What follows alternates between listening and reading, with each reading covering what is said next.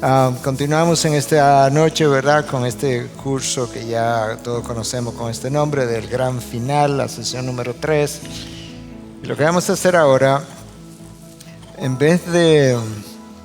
Yo quisiera hablar un poco acerca de acontecimientos que van a preceder la venida de Cristo, pero yo no quisiera que lo veamos esto simplemente como qué va a pasar 7 años antes de que Cristo venga, porque esa no es la idea, sino ahora que nosotros estamos viviendo en este tiempo y hasta que Cristo venga, ¿qué es lo que se supone que debe estar ocurriendo?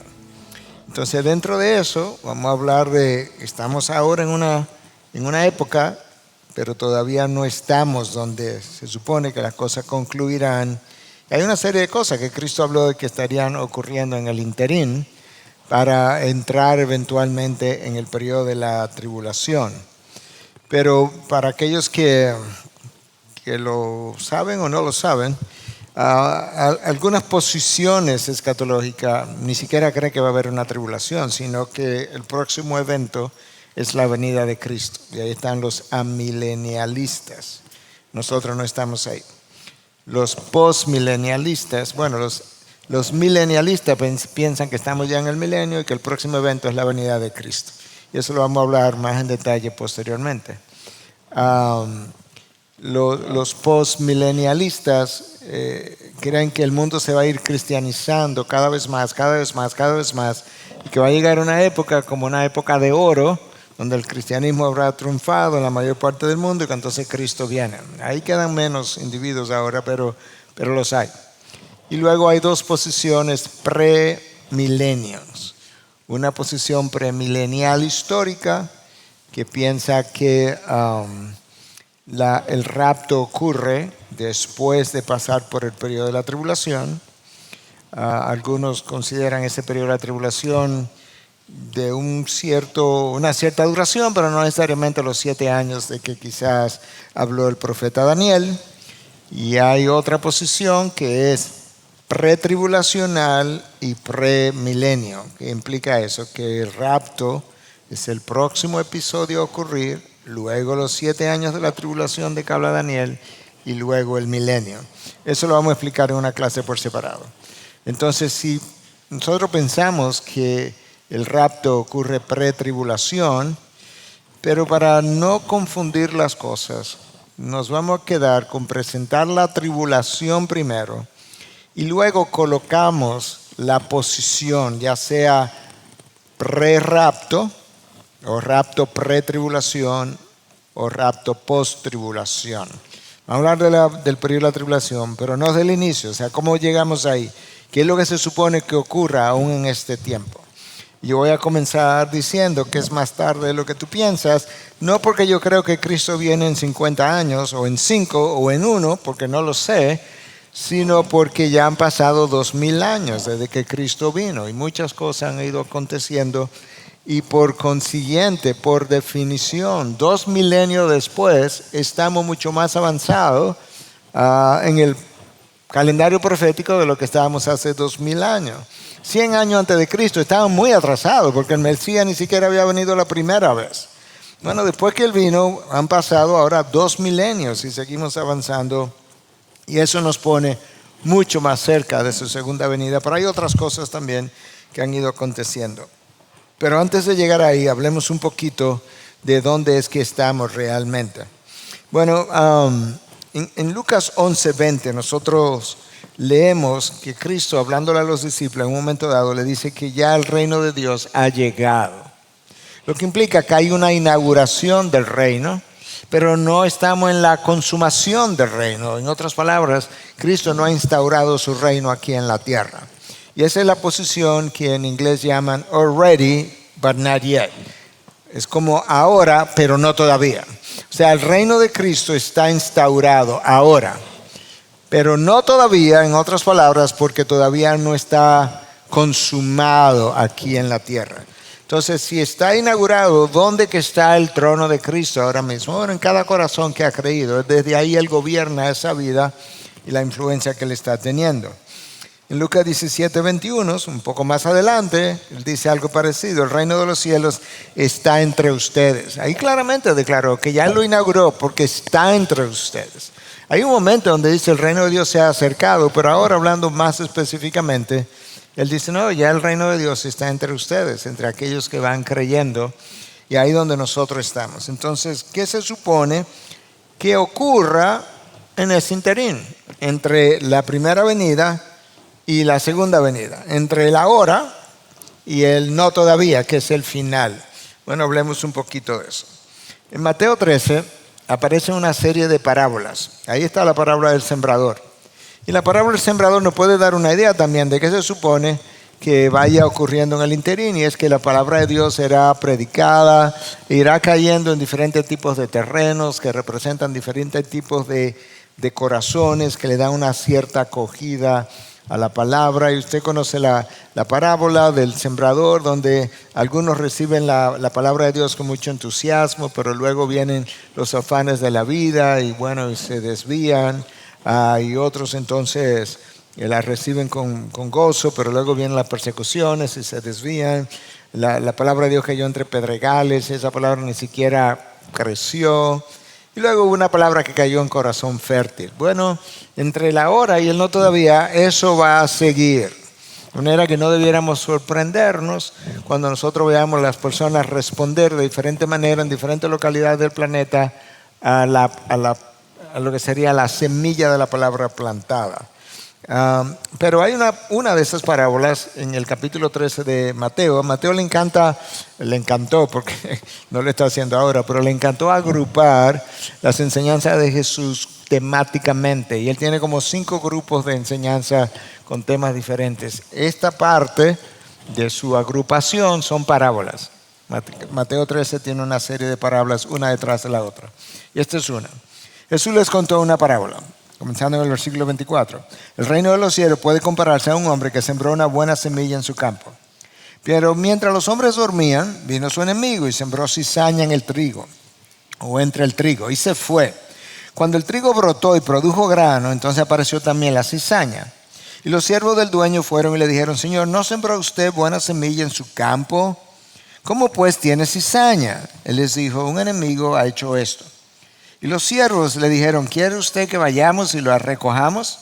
Pero él les dijo: no sea que al recoger la cizaña arranquen el trigo junto con ella. Escuchen ahora. Dejen que ambos crezcan juntos hasta la cosecha, y al tiempo de la cosecha diré a los segadores: recojan primero la cizaña y átenla en manojos para quemarla, pero el trigo recójanlo en mi granero. Bueno, eso es lo que está pasando ahora, eso es lo que va a pasar hasta el final. En otras palabras, se va a sembrar la palabra, la gente se va a convertir, la gente va a abrazar el cristianismo. Pero dentro de las filas del cristianismo habrá un grupo que se identificará como cristiano, pero no son cristianos. Y entonces esa semilla, el Señor dice, que ha sido sembrada no por maestros verdaderos, sino por falsos maestros, que él llama el enemigo, Satanás. Pero no es tanto Satanás solo, como él solo haciendo el trabajo, no, hasta a través de aquellos que se visten de ángel de luz. Entonces ahora tú encuentras que este pastor X apostató de la fe, y con él se fue un grupo. Sí, eso es lo que está ahí en la parábola. Entonces cuando los siervos dijeron: Señor, ¿tú quieres que arranquemos la cizaña? El Señor le dice: no, pero usted no sabe quién es cizaña y quién no es. Entonces, como tú no sabes quién es quién, tú vas a terminar arrancando el trigo con la cizaña. Déjenlo que crezcan juntos. En otras palabras, en la República Dominicana hay iglesias falsas e iglesias verdaderas. Dentro de las iglesias verdaderas hay hermanos verdaderos y otros, casi dije hermanos, pero no lo son, y otros que no son verdaderos, pero que están ahí. Entonces de repente la gente comienza a salir, y esa es parte de la cizaña que fue sembrado. Entre la hora y el no todavía, eso es lo que va a seguir pasando. Yo creo que eso es bueno que lo veamos. ¿Qué más va a ocurrir? Bueno, los tiempos van a avanzar y la maldad va a avanzar. Escucha lo que dice Pablo a Timoteo en su segunda carta, capítulo 3, versículo 1 al 5. Pero debes saber esto, que en los últimos días, me voy a parar ahí un momentito. No sé si recuerdan que en la clase anterior nosotros hablamos de varias frases distintas que tenían ciertas implicaciones, el día del Señor, el día de la ira del Señor, y entre esas frases que mencionamos estaba esta frase, los últimos días. Y dijimos claramente que Hebreos 1:3 identifica cuál es la definición de los últimos días. Porque Hebreos 1:3 habla de que en otro tiempo Dios nos habló por medio de los profetas. Pero en estos últimos días nos ha hablado por su Hijo. Bueno, ok, entonces, si en estos últimos días Dios nos habló a través de su Hijo, los últimos días comenzaron cuando Cristo vino la primera vez. Y estamos todavía en los últimos días. Entonces, cuando tú veas esa frase, debes pensarlo entre el ahora y el no todavía, el tiempo que estamos. Entonces, Pablo le dice a Timoteo, debes saber esto, que en los últimos días vendrán tiempos difíciles, porque los hombres serán amadores de sí mismos, avaros, jactanciosos, soberbios, blasfemos, desobedientes a los padres, ingratos, irreverentes, sin amor, implacables, calumniadores, desenfrenados, salvajes, aborrecedores de lo bueno, traidores, impetuosos, envanecidos, amadores de los placeres en vez de amadores de Dios, teniendo apariencia de piedad, pero habiendo negado su poder. A los tales evita. Ok, nosotros estamos viviendo un tiempo como ese. Ha habido tiempo en el pasado donde la maldad ha aumentado. Por ejemplo, en la época de Hitler, en Alemania, hubo hombres irreverentes y soberbios y blasfemos, salvajes, sin amor. Es verdad. Pero eso pasó como en Alemania. Y ha habido a lo largo de la historia como tiempos y localidades donde la gente se comportó de esa manera. Sodoma y Gomorra, miles de años atrás. Sí, es verdad. Ahora, en la medida en que nosotros avanzamos en el tiempo, lo que Pablo está tratando de comunicar es que la maldad irá aumentando. Y ahora tú encuentras que de una forma mucho más global, nosotros tenemos poblaciones grandes, quizás en todos los continentes, que pudieran llenar estas características. Aquí hay algunas cosas subrayadas a propósito. Uno fue la frase últimos días, que ya hablamos de ella, pero las otras dos frases que están subrayadas son frases que comienzan y terminan todas las características que están mencionadas. Escucha, amadores de sí mismos, primer portalibro, amadores de los placeres, segundo portalibro. O sea, aquí hay un cáncer del amor. Amadores de sí mismos, egoístas, narcisistas, gente que solamente se ve superior a todo el mundo, cree que merece ser tratado como todo el mundo, mejor que todo el mundo. Se aman a sí mismos, no aman a nadie más, piensan por ellos. Pero hay otro grupo que son amadores de los placeres. A ellos no les interesa la verdad de Dios. A ellos no les interesa ser responsables. No les interesa ni siquiera estudiar o destacarse. Ellos quieren gozar la vida. Entonces a eso yo le estoy llamando el cáncer del amor. Ese mal del amor produce todas las características que siguen. Avaros, jactanciosos, soberbios, blasfemos, sin amor. Una de las traducciones del lenguaje original dice sin corazón. La English Standard Version, ESV del inglés, dice heartless, sin corazón. Sí, esa gente no se va a comportar de una manera que no tienen corazón. Tú puedes ver mucho de eso. Pero eso va a ocurrir a lo largo de los últimos días. No necesariamente 7 años antes de Cristo. Entonces, lo que vamos a seguir viendo ahora es en qué forma esas señales como que siguen hasta entrar en el periodo de la tribulación. Eso es parte de lo que queremos hacer esta noche. Bueno, hacia el final del ministerio de Jesús, en un momento dado, Jesús está en el templo, está enseñando, viene saliendo del templo. Los judíos que estaban con él, los discípulos, de alguna manera se sintieron impresionados por esta estructura enorme del templo y aprovecharon para hablar con él acerca de eso y Cristo aprovecha el momento para hablarle de cosas futuras. Entonces vamos a ver lo que él comienza a decir. Este es el famoso sermón del Monte de los Olivos, Mateo 24, Mateo 25, el segundo sermón más largo registrado de parte de los labios de Cristo. El más largo es el Sermón del Monte, Mateo 5, 6, 7. Este es el segundo más largo. Mateo 24, del 1 al 3, comenzando. Cuando Cristo salió del templo y se iba, se acercaron sus discípulos para mostrarle los edificios del templo. Quizás estaban impresionados con estas piedras enormes de ese templo. Pero él les dijo, ¿ven todo esto? Ellos estaban impresionados con el templo y Cristo les dijo, hey, no se impresionen. ¿Ustedes ven todo esto? En verdad les digo que no quedará aquí piedra sobre piedra que no sea derribada. Estando Jesús sentado en el Monte de los Olivos, se acercaron a los discípulos en privado, o sea, ya un grupito más pequeño, y le preguntaron, dinos, ¿cuándo sucederá esto y cuál será la señal de tu venida y de la consumación de este siglo o de este tiempo? Tú te das cuenta que nosotros tenemos 2000 años haciendo la misma pregunta. ¿Cuándo es que tú vienes? Esa es la pregunta.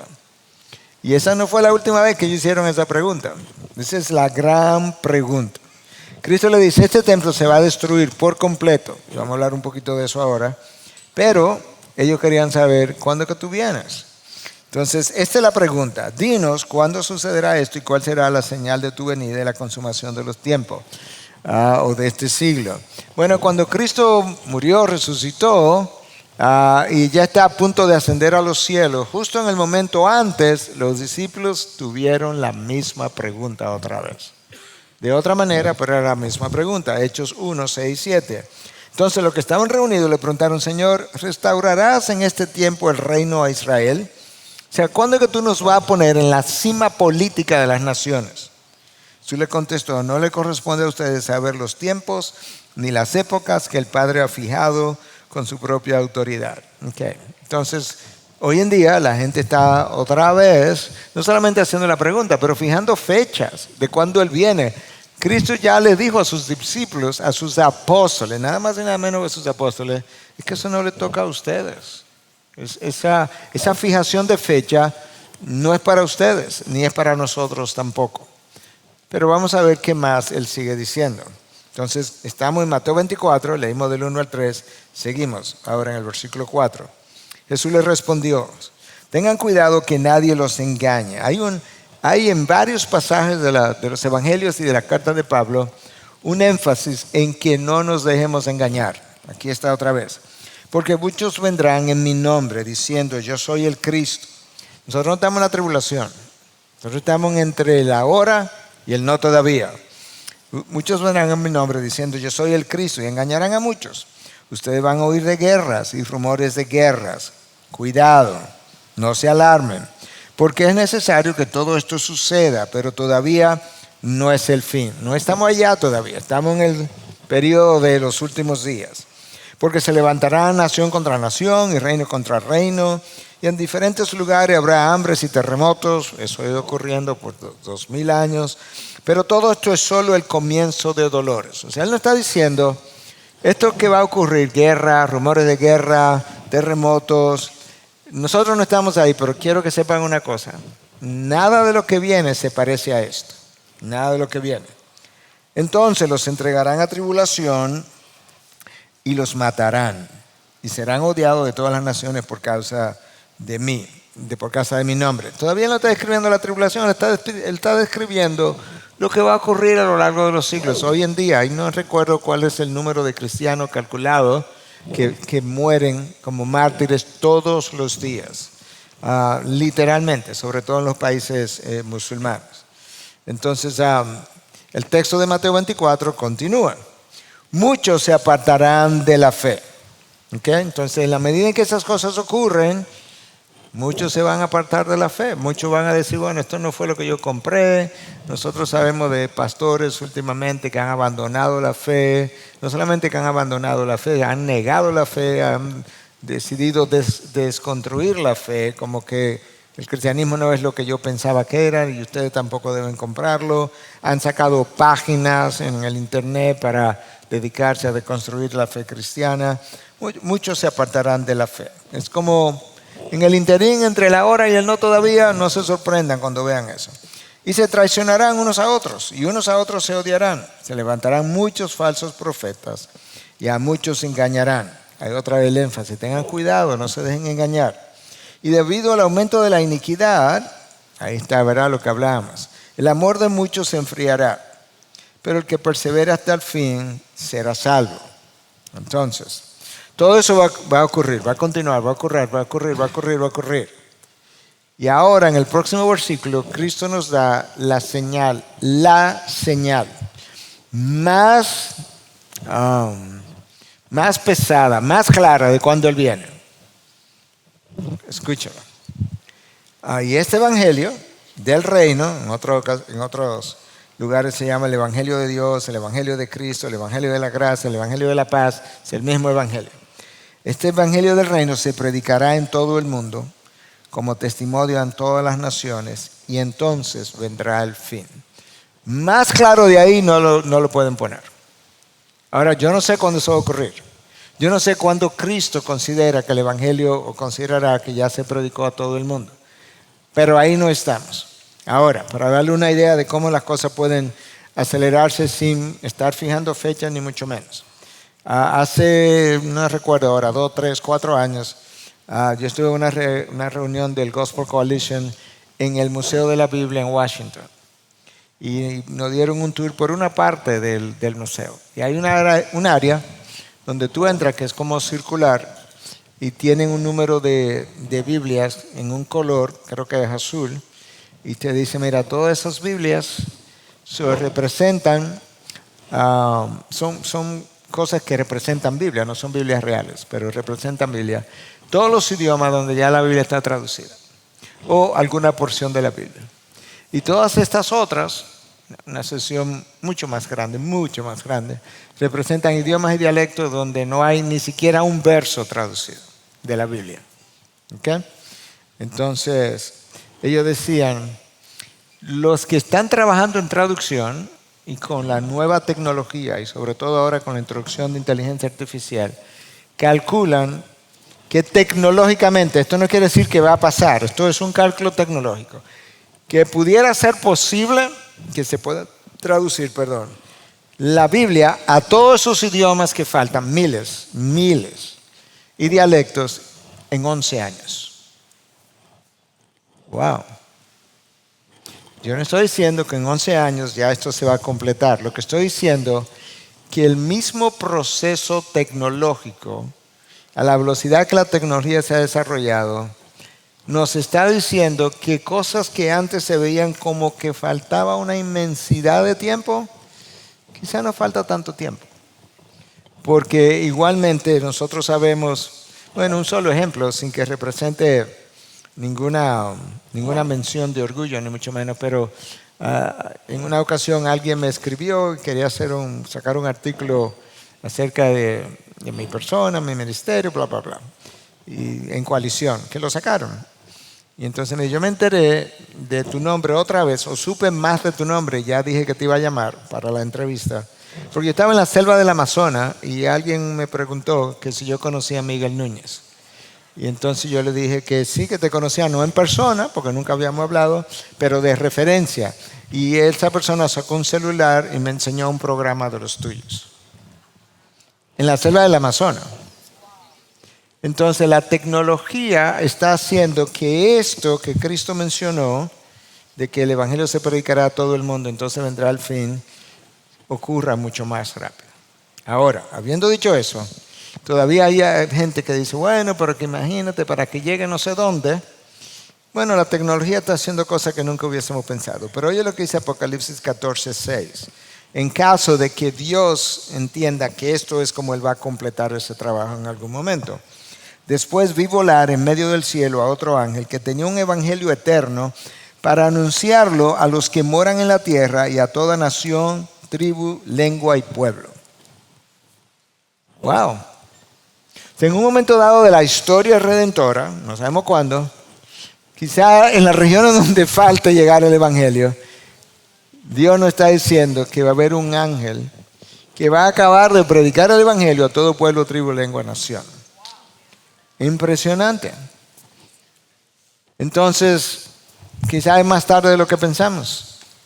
Porque no solamente la tecnología lo está haciendo posible, es que Dios dice que yo tampoco necesito tecnología para completar ese trabajo. Para eso yo tengo ángeles a mi disposición. Y aquí está uno en Apocalipsis 14:6. Entonces, en la medida que el tiempo va pasando y estos tiempos van como empeorando y los dolores de parto van aumentando, eventualmente llegamos a la tribulación. Vamos a hablar un poquito de eso. Luego hablaremos en otra sección del rapto y demás, y trataremos de colocar esos otros eventos con una cierta cronología. Ahora simplemente que entienda este periodo. Todavía estamos en Mateo 24.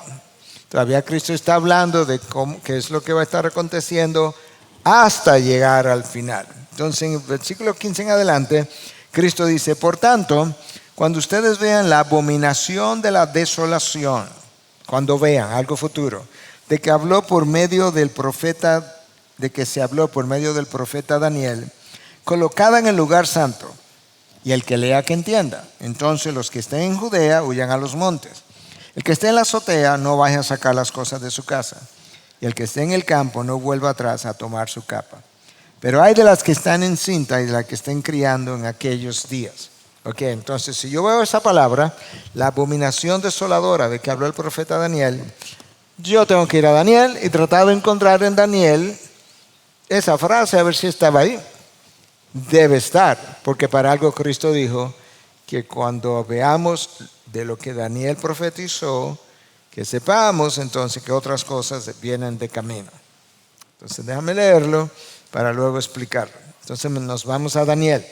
En 11:31, Daniel está profetizando a partir de una visión que él tuvo. Y dice: y de su parte se levantarán tropas. Este es de un personaje militar X, no voy a entrar en los detalles, que profanarán el santuario fortaleza. Pondrán fin al sacrificio perpetuo y establecerán la abominación de la desolación. Ahí está la frase. Cuando Daniel dijo eso, no se sabía realmente cuándo y quién iba a hacer eso. Pero eso pasó. Y es importante que lo veamos así porque vamos a hablar un poquito de eso ahora. Antíoco IV, Epífanes, en el año 168 a.C., entró al templo de Jerusalén. En un momento donde ellos querían profanar todo lo que representaba el judaísmo y todo su simbolismo. Sacrificó cerdos en el altar de Dios, en el templo de Dios dentro, y estableció incluso una especie de santuario de capilla al dios Zeus. Zeus es el padre de todos los dioses en la mitología griega. En la mitología de Roma, ese padre de todos los dioses era Júpiter.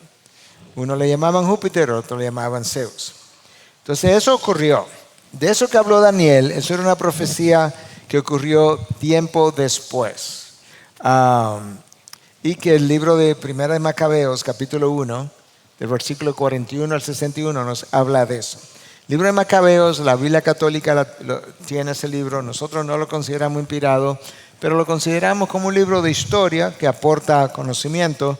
Y ese primer libro de Macabeos, capítulo 1, habla de esa abominación de desolación y de lo que ocurrió. Entonces Cristo dice: cuando ustedes vean algo similar que ocurra, sepan que las cosas han ido avanzando. Ahora, eso muchos toman eso, y yo creo que es muy posible, como que eso ocurrió otra vez en el año 70 de esta era, cuando todo el templo de Jerusalén fue destruido y la ciudad también, literalmente. Jerusalén, o mejor dicho, los judíos trataron de revoltearse contra lo que era el Imperio Romano, y finalmente entonces ellos decidieron arrasar con la ciudad y arrasaron con el templo también.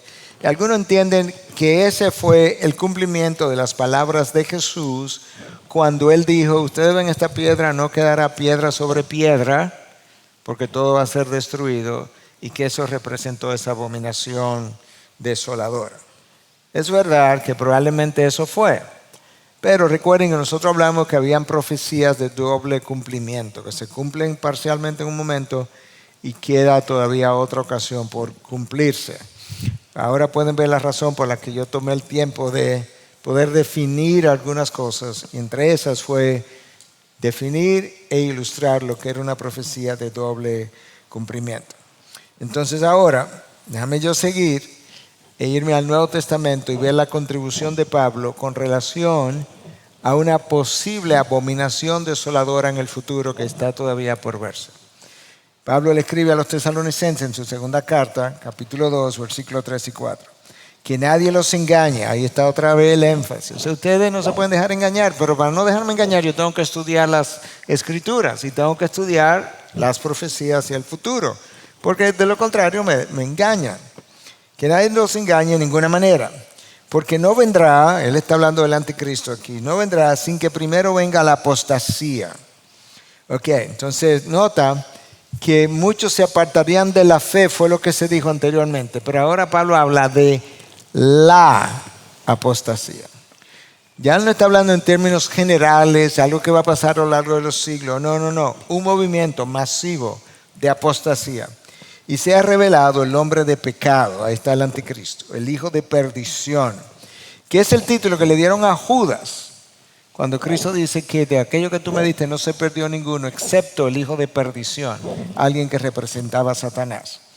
Entonces, este se opone y se exalta, ese anticristo, sobre todo lo que se llama Dios o es objeto de culto, de manera que se sienta en el templo de Dios, presentándose como si fuera Dios. Entonces, aquellos de nosotros que vemos aquí un doble cumplimiento de la profecía, decimos, sí, muy bien. La abominación de desolación ocurrió en el año 70, la primera parte, cuando el templo fue destruido con toda la ciudad de Jerusalén. Pero resulta que Pablo habla de algo en un futuro, de un personaje que es el anticristo, que le llama hijo de perdición, que se va a sentar en el templo de Dios y que se va a hacer pasar por Dios. Bueno, el templo no está construido, pero yo siempre recuerdo, tengo de hecho el recorte en la casa, que en el año 1980 creo que fue, la revista Time publicó en primera su primera página, el cover, ¿cómo se llama eso? La parte de adelante.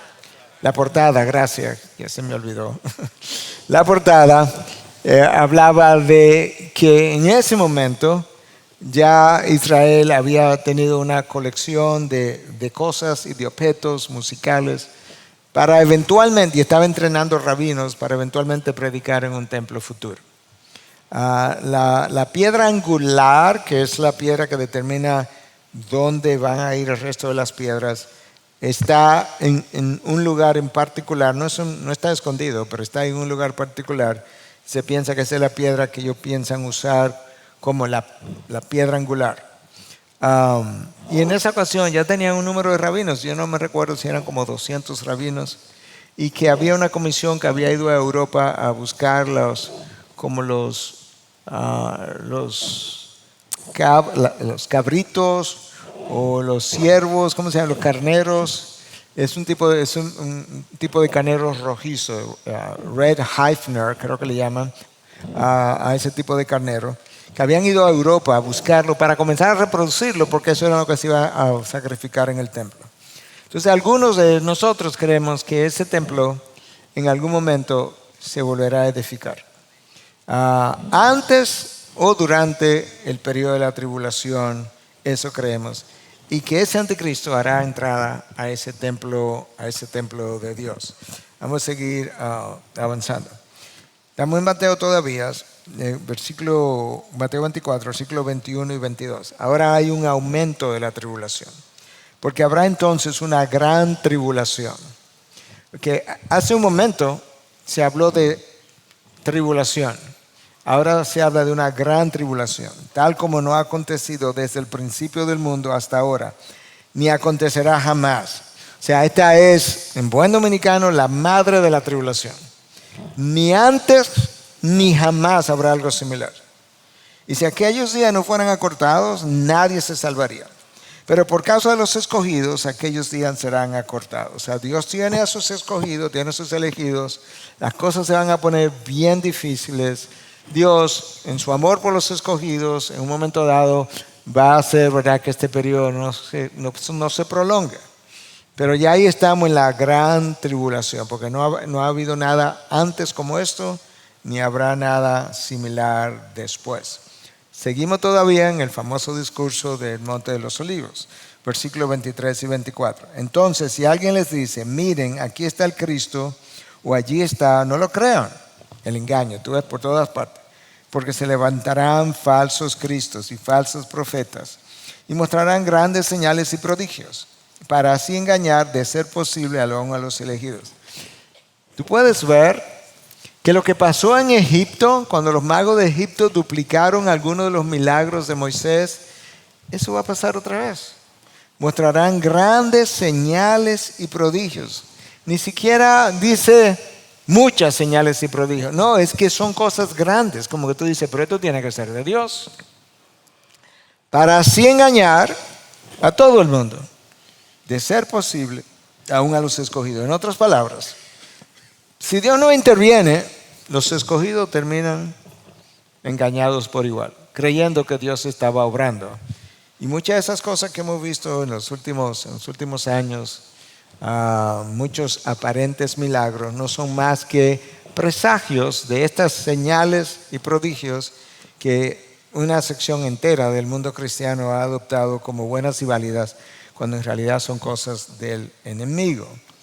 Entonces, ya entrando hacia los finales, habrá antes del retorno de Cristo señales en los cielos ya de otra categoría. Son señales como cósmicas que ya nos dicen que solamente falta que aparezca Cristo, versículo 27 y luego del 29 al 30. Porque así como el relámpago sale del oriente y resplandece desde el occidente, así será la venida del Hijo del Hombre. Pero inmediatamente después de la tribulación, tú ves que hay una tribulación y después hay una llegada. Esa es la razón por la que no entendemos por qué otros no pueden ver eso, de que realmente la tribulación precede a la venida de Cristo. Inmediatamente después de la tribulación de esos días, el sol se oscurecerá, la luna no dará su luz, las estrellas caerán del cielo y las potencias de los cielos serán sacudidas. Entonces aparecerá en el cielo la señal del Hijo del Hombre, y todas las tribus de la tierra harán duelo y verán al Hijo del Hombre que viene sobre las nubes del cielo con gran poder y gran gloria. Lo que precede la venida de Cristo inmediatamente es una tribulación con señales cósmicas, y luego aparece Cristo. Y esas dos cosas van a estar bastante cercanas, porque dice que inmediatamente después de la tribulación, como para que no nos quede duda, como que no es que van a pasar muchos años, aparecerá entonces la señal de la venida del Hijo. Yo creo que ahora nos queda claro, para cuando sigamos avanzando en otras clases, que hay una tribulación y que Cristo viene después de la tribulación. Podemos hablar en otro momento de la duración y todo lo demás, y situar el rapto y todo eso. Ok, seguimos leyendo todavía en el mismo discurso. De la higuera aprendan la parábola. Cuando su rama ya se pone tierna y echa las hojas, saben que el verano está cerca.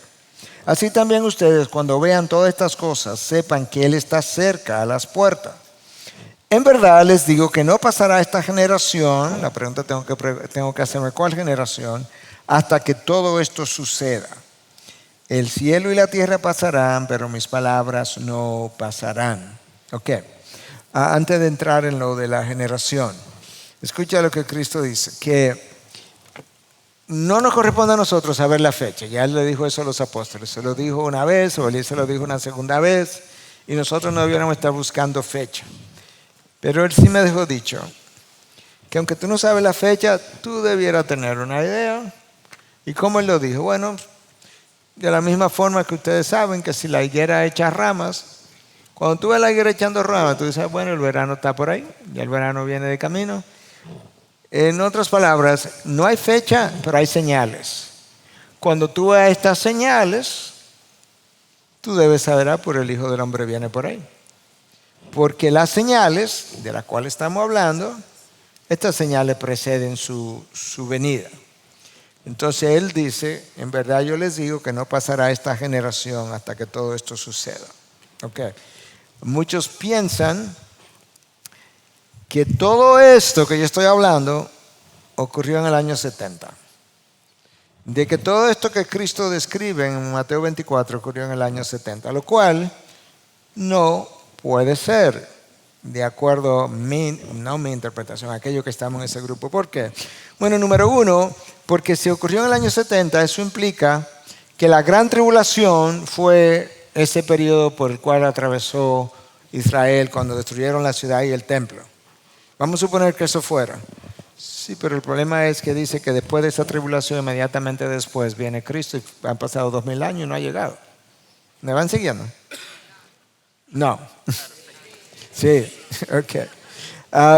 Si inmediatamente después de la tribulación Cristo viene, no puede ser que la tribulación fue la destrucción de Israel y del templo, porque ya debió haber llegado. Número dos, si Cristo es precedido por señales cósmicas, cuando destruyeron a Jerusalén y el templo no hubo ninguna señal cósmica, ni después ni antes. Número tres, no puede ser que la destrucción de Jerusalén y del templo es la tribulación más grande que haya acontecido y que vaya a acontecer. Porque yo solamente tengo que irme a la Primera Guerra Mundial, a la Segunda Guerra Mundial y decir, no, eso, lo que pasó en Israel no fue nada para esas dos guerras mundiales, sin contar todo lo demás. Entonces te das cuenta como que no, eso no puede ser. Respetamos a los hermanos que creen de esa manera, pero a la luz como dijimos en la primera clase que uno de los principios básicos de la hermenéutica, básico, ni siquiera complejo, es que cuando tú abordes, Walter Kaiser habla de esto en su libro, cuando tú abordes un pasaje profético, que antes de ponerte a buscar cosas rebuscadas, que primero tome el lenguaje por lo que aparece de manera más simple y llana y clara en el texto. Y luego, si no lo encuentras ahí, siga rebuscando para ver dónde que está. Pero esto está bastante claro. ¿Cómo se llama? La tribulación del año 70 no fue la peor. Hubo tribulaciones peores antes y ha habido tribulaciones mucho más grandes después. Y el Hijo del Hombre no vino. Entonces no creemos que eso es, sino la tribulación futura. Seguimos todavía en Mateo 24, versículo 36 al 39. Pero de aquel día y hora nadie sabe. ¿Okay? No hay forma de conocer el día y la hora. Pero hay señales como la de la higuera cuando tiene hechas ramas. Ni siquiera los ángeles del cielo, ni el Hijo, sino solo el Padre. El Hijo, cuando estaba aquí en la tierra, porque esto estaba el Hijo aquí en la tierra todavía, no sabía. Eso fue algo, ¿verdad?, que la Trinidad decidió que Él no iba a conocer durante su paso por la tierra, pero entendemos que ahora que Él está en los cielos, claro que Él debe conocer porque Él no está limitado, Él no autolimitó. Cuando estuvo aquí, déjame devolver, cuando estuvo aquí Él limitó sus poderes. Tuvo hambre, tuvo sueño, se cansó, tuvo sed. Él decidió no hacer uso de sus poderes sobrenaturales porque nos estaba representando a nosotros, pero ya no, ya Él está en los cielos. Porque de aquel día y la hora nadie sabe, ni siquiera los ángeles del cielo ni el Hijo, sino solo el Padre. Porque como en los días de Noé, yo creo que esto es importante, así será la venida del Hijo del Hombre. ¿Qué tú quieres decir, Señor? Aquí mismo está. Pues así como en aquellos días, antes del diluvio, estaban comiendo y bebiendo y casándose y dando en matrimonio, hasta el día en que no entró en el arca y no comprendieron hasta que vino el diluvio y se los llevó a todos, así será la venida del Hijo del Hombre. En otras palabras, las fiestas continuarán, la gente seguirá casándose, Hollywood seguirá haciendo películas y todo lo demás que hace, hasta que llegue el Hijo del Hombre. O sea, la gente del mundo continuará viviendo y siendo la gente del mundo hasta que Cristo aparezca, como ocurrió con el diluvio. Yo creo que ese lenguaje está bastante claro. La gente va a seguir viviendo su vida, fiestando. La gente me ha dicho, ay hombre, tú hablando de eso, pero tenemos 2000 años diciendo la misma cosa, lo que hay que seguir viviendo la vida. La gente va a seguir así.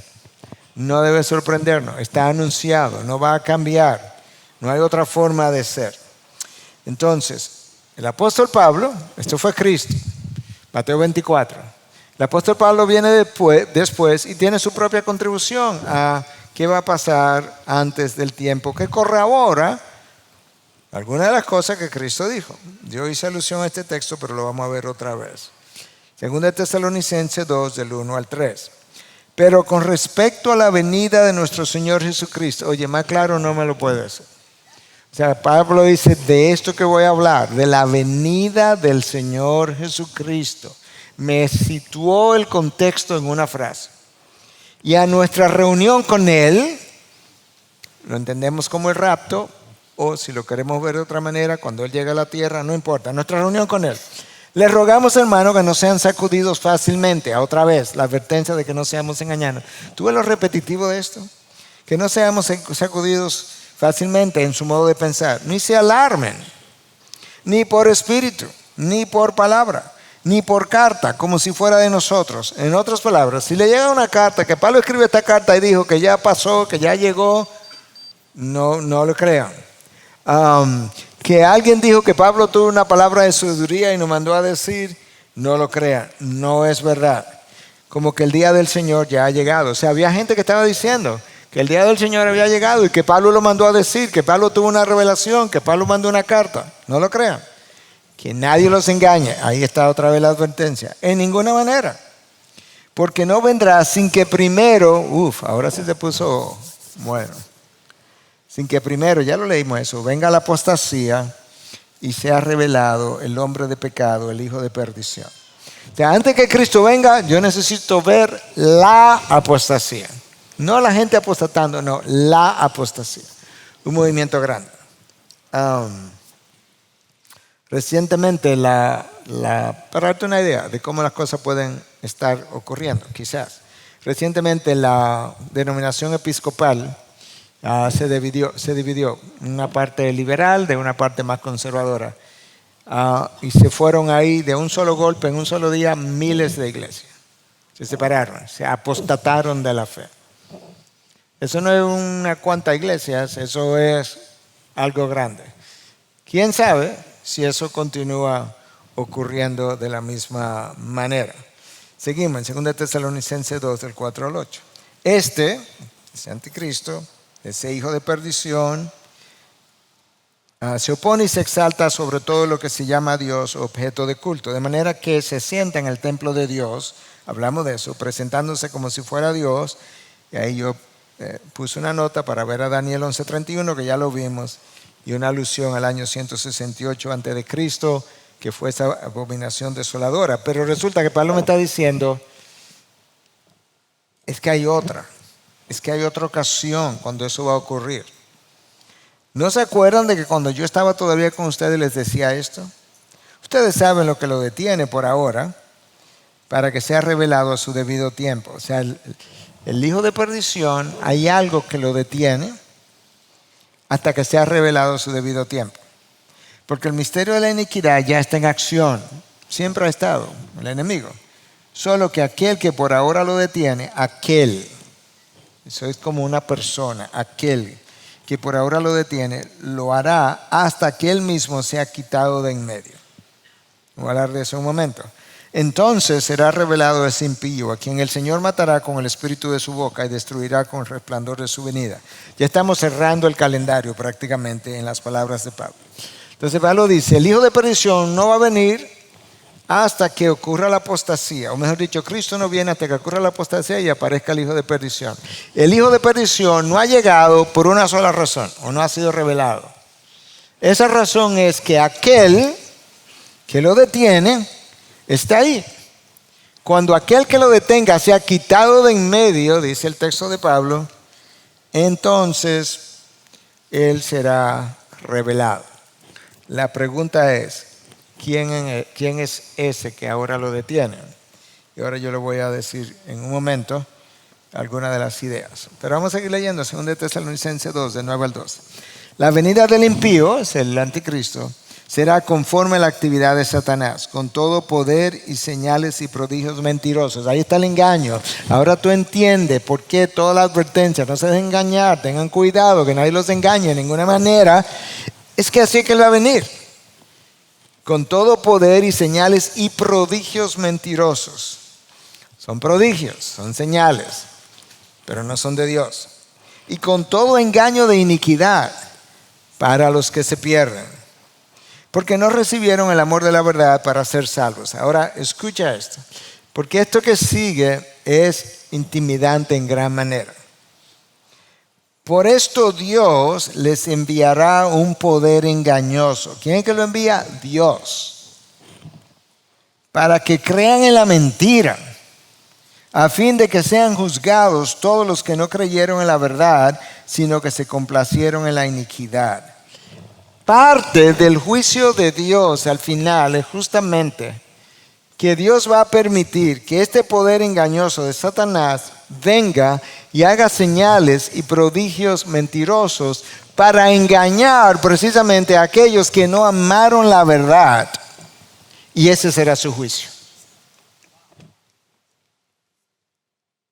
Porque la luz brilló en las tinieblas. Cuando Cristo vino la primera vez, y las tinieblas no le recibieron.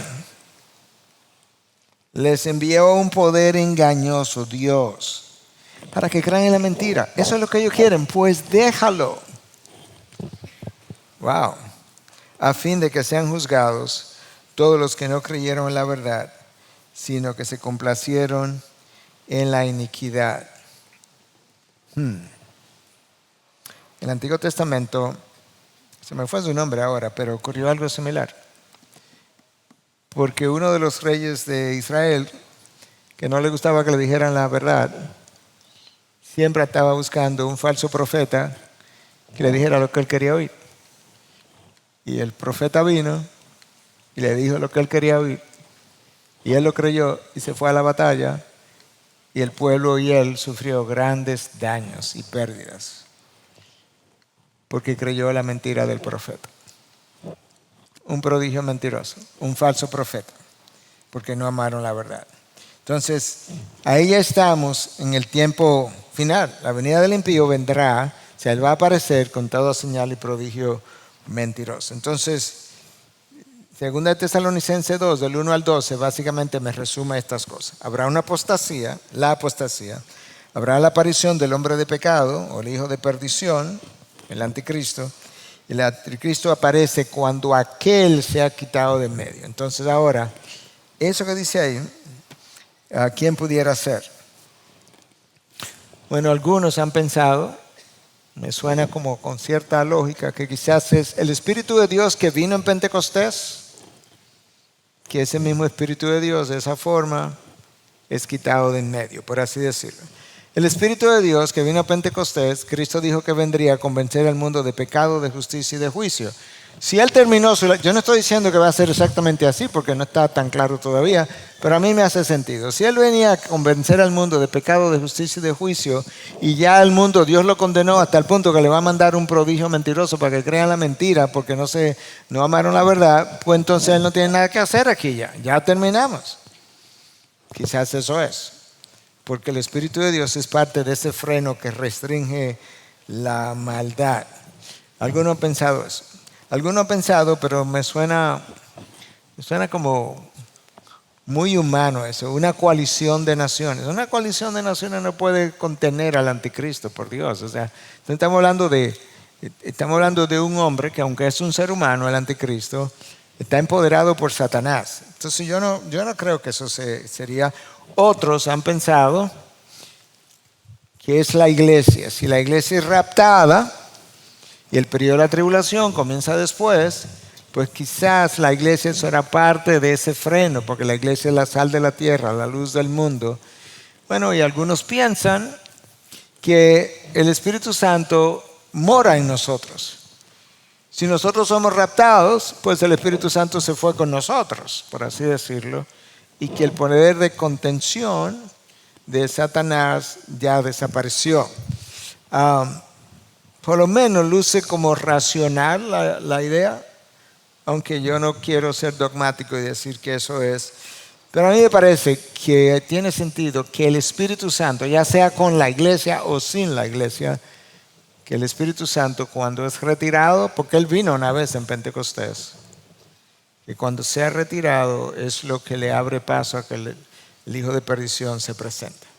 Entonces la apostasía que ha de venir antes de Cristo, esta es la definición de una apostasía, un repudio intencional y abandono de la fe que uno ha profesado. Es intencional. Tú lo haces no porque te engañaron, no, tú quisiste, no te gustó, la fe no te convenció, tú dijiste esto no es. Esa es la definición de este diccionario evangélico de teología.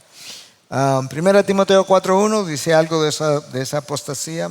El Espíritu dice claramente que en los últimos tiempos algunos se apartarán de la fe, prestando atención a espíritus engañadores. ¿Tú ves otra vez la razón de la advertencia? Este es el problema. Espíritus engañadores y a doctrinas de demonios. Espíritu engañador y doctrinas de demonios, nosotros no creemos que implica gente poseídas, puede incluirlas, pero no es como gente poseída que viene a engañarla a otra gente. Nosotros pensamos que mucho de ese endoctrinamiento que la gente ha creído, lo que estamos viendo hoy, desde los centros académicos, abrazando cosas completamente irracionales que tú dices, pero ¿cómo fue que llegamos ahí? ¿Cómo fue y cuándo fue que nosotros llegamos a decir que una mujer puede ser un hombre? Que un hombre puede ser una mujer. ¿Cuándo fue que llegamos a creer que un hombre se puede embarazar? Simplemente porque una mujer dice que es hombre, se corta parte de sus órganos, eso es un hombre y ella se lo embaraza. Sí, pero tiene un útero, no es un hombre. Y como decía alguien, tú puedes saber quién es un hombre y quién es una mujer. Tú solamente tienes que ir a la consulta de un urólogo y de un ginecobstetra. Los que están sentados, no importa cómo ellos se identifiquen con el urólogo, son hombres. Y los que están sentados con un ginecobstetra, como se llamen, son mujeres. Ya tú sabes quién es quién. Pero hemos abrazado esta mentira. ¿Quién fue que nos robó la razón? Hebreos 13:12. Tengan cuidado, hermano, no sea que en alguno de ustedes haya un corazón malo de incredulidad para apartarse del Dios vivo. Hablando de la apostasía. Tengan cuidado, que los corazones se endurecen, las meten, pierden la luz. Entonces, cuando 2 Tesalonicenses 2:10 habla de que Dios le mandara un prodigio mentiroso, es la dureza del corazón del hombre que ha hecho que Dios haga eso, porque no recibieron el amor de la verdad. Eso es lo que dice el texto que leímos. Entonces, lo primero, como dijimos el domingo, Dios endurece el corazón de los hombres después que ellos se endurecen primero. O sea, Dios nunca ha endurecido a alguien que no se haya endurecido primero.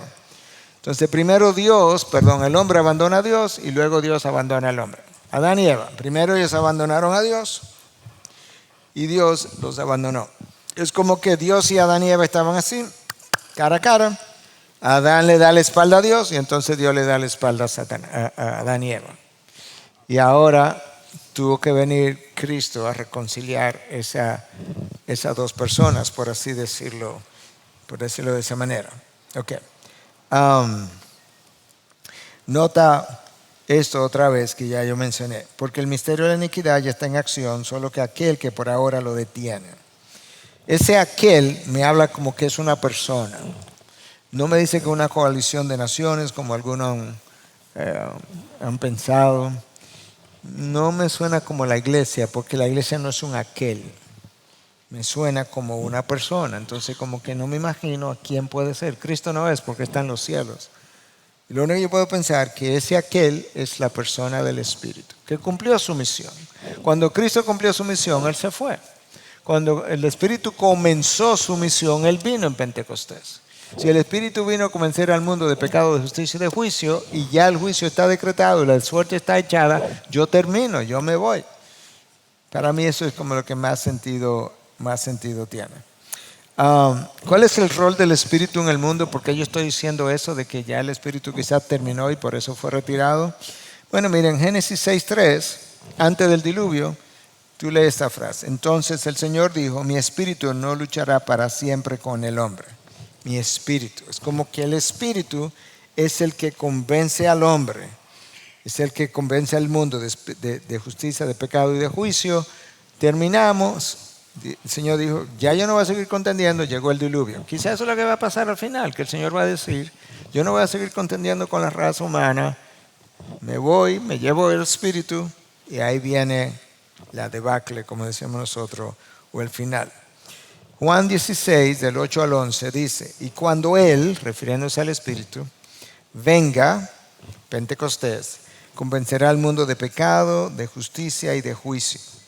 De pecado porque no creen en mí, de justicia porque yo voy al Padre, y ustedes no me verán más, y de juicio porque el príncipe de este mundo ha sido juzgado. Entonces, el Espíritu Santo mora en nosotros. Nosotros somos la iglesia. Que Dios la dejó como columna y sostén de la verdad. Es posible también que si el rapto ocurre anterior a la tribulación y realmente como el Espíritu mora en nosotros y la iglesia es la columna y sostén de la verdad, si la iglesia se va, puede ser que ese sea el momento entonces en que el inicuo, el hijo de perdición, quede en libertad para hacer su trabajo como el anticristo. Y con eso nosotros terminamos la exposición de esta noche. Y no se vayan, que esto se pone bueno, ahora que estamos entrando en materia. Entonces la próxima semana vamos a continuar sobre este tema y ver un poco de lo que es el rapto, las diferentes posiciones y seguir hablando de estas cosas.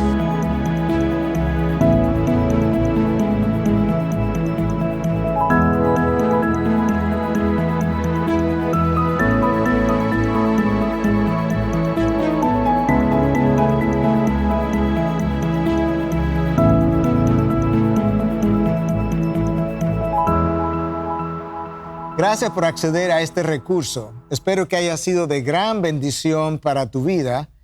Te sugiero que te suscribas a este canal de forma que tú puedas recibir notificación la próxima vez que hayamos subido un nuevo recurso que pueda servirte de instrucción y bendición.